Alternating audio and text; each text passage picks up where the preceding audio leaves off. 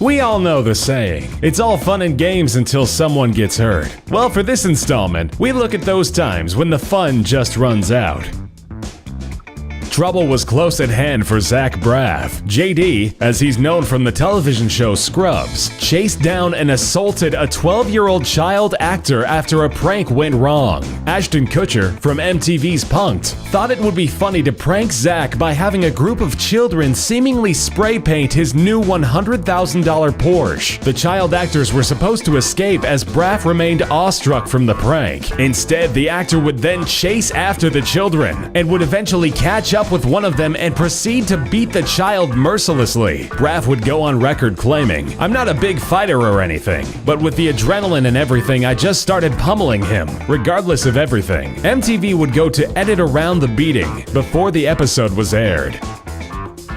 A still unknown prankster spiked the crew of director James Cameron's Titanic by slipping PCP into the lobster chowder. Approximately 50 members were affected by the drug. Instead of a drug-fueled good time, the 50 crew members would be checked into an emergency room, as they had all claimed to feel different and sickish. The diagnosis of the doctor? The crew has been simply stoned. Needless to say, not a large amount of filming would happen that day.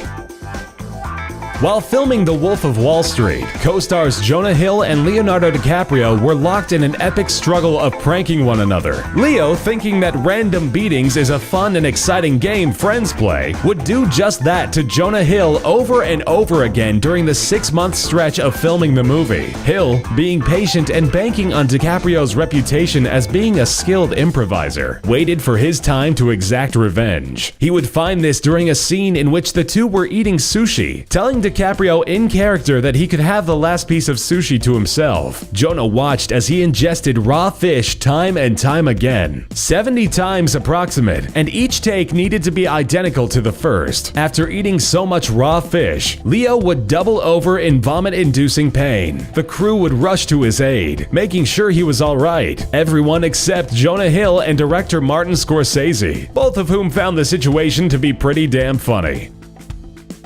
American rapper and actor The Game posted a tweet with a phone number, claiming callers would have a chance at an internship working directly with him. Within minutes, the number was flooded with thousands of calls, effectively jamming the phone lines for roughly 2 hours. A simple joke, probably harmless, except the number was to the LA Sheriff's Department, Compton Station, infuriating the authorities on receiving ends of the prank as they claimed any number of callers seeking real help could have been blocked from receiving it. Captain Mike Parker would finally be able to end the flood of calls after he tweeted to The Game to knock that shit off, as it was entirely possible the prank was endangering people's lives.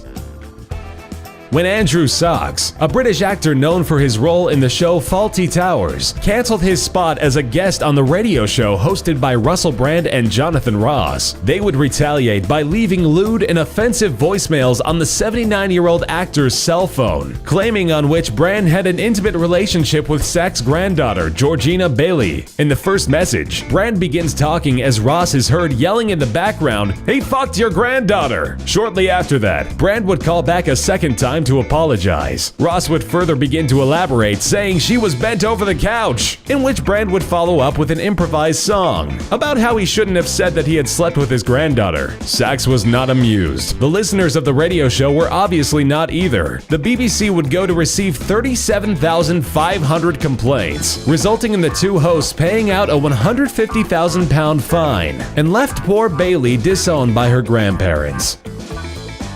While filming Ransom, Mel Gibson tracked down nude photos of co-star Rene Russo, who played his wife in the film. After he got hold of the photos, he had portions enlarged to poster size and laminated them. He began posting them one poster at a time on the crew's bulletin board, allowing the cast and crew to see a different part of a 17-year-old Russo's body. Rene states he put bits and pieces of it, a breast, a finger, a knee, and he puts them on the bulletin board every day.